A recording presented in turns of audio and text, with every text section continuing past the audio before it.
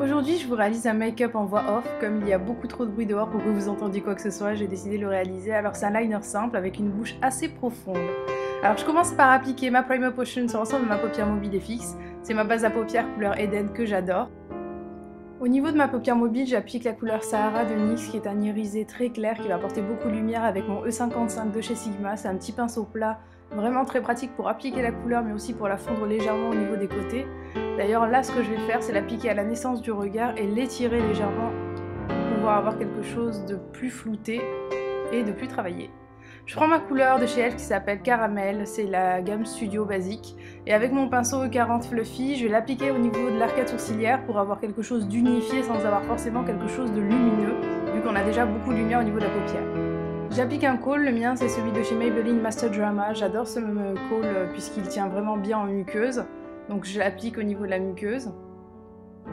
Et ensuite je vais venir flouter le tout, ou plutôt le travailler en le mélangeant un petit peu avec une couleur encore de chez NYX qui s'appelle Beauty Queen, qui est une superbe couleur violacée avec des petits irisés dorés qui est vraiment très original. Et du coup on n'a pas une couleur qui est trop visible étant donné qu'on a quand même une bouche rouge après par la suite. On encadre ensuite notre regard avec un eyeliner. Moi c'est le Liner Express de chez Maybelline, ce n'est pas mon préféré. Je reste le plus proche possible de ma racine des cils et je trouve qu'il est vraiment difficile d'application. Mais c'est le seul que j'ai en fait sous la main en ce moment et je vais recommander mon préféré de tous les temps qui est le Revlon Color Stay, qui est juste excellent, qui a une excellente tenue, qui a une excellente opacité. Et celui-ci je trouve qu'il est un petit peu trop flexible et que parfois on en met un petit peu trop partout. Mais en plusieurs passages, on arrive à faire quelque chose de correct, même si le Color Stay est vraiment excellent à côté. Alors là, je relie le tout comme s'il y avait une continuité au niveau de l'aile de l'eyeliner. Et je vais enlever les éventuels cafouillages avec une crème hydratante posée sur un petit coton-tige. Je trouve que c'est une très bonne alternative aux eyeliners qui sont pas terribles. Ensuite, j'applique mon mascara qui est le Cils Architect de chez L'Oréal, qui est pas mal, mais qui n'arrive vraiment pas à la cheville de mon préféré de tous les temps, qui est l'effet Fossil Shocking d'Yves Saint Laurent, que j'aime tant.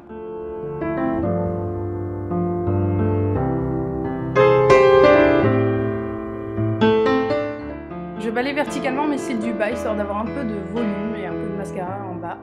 Et ça donne ceci.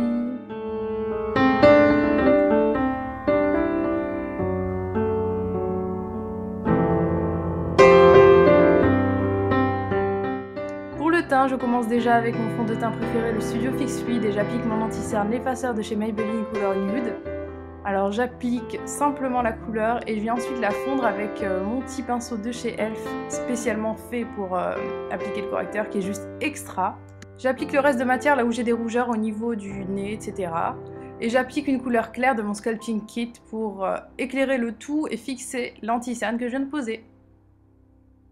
Comme certains d'entre vous se sont peut-être endormis avec cette balade, musique avec la salsa tout de suite!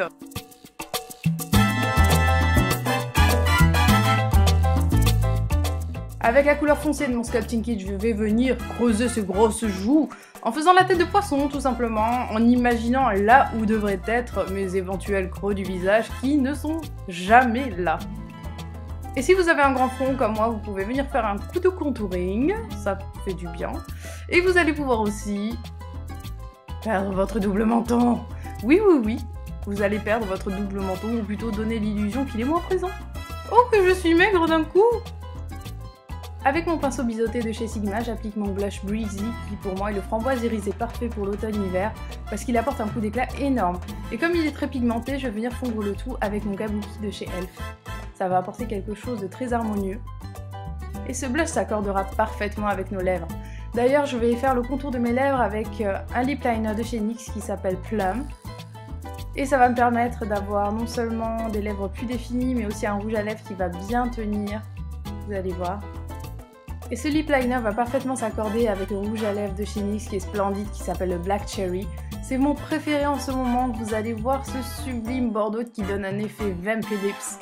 On sait que les vampires n'ont pas les lèvres d'une certaine couleur et que ça n'existe pas, mais on imagine tous que c'est quand même une couleur un petit peu foncée et entre le rouge violacé, on voit très bien ce que ça veut dire. En gros, je vais prendre un petit mouchoir pour enlever l'excédent. Avec le même mouchoir que je vais placer devant mes lèvres, j'ai appliqué la poudre libre directement dessus pour avoir une meilleure tenue du rouge à lèvres. Et voilà le résultat. Un petit rappel des yeux avant de se quitter. Et un rappel du visage. Rappel des yeux. Rappel du visage. Ah, je commence à m'éclater avec cette voix off. Finalement, je crois que je vais en filmer plus d'un de tutos comme ça. Je vous fais d'énormes bisous. Je vous remercie d'avoir pris le temps de regarder. Et je vous dis à très très vite. Ciao, ciao.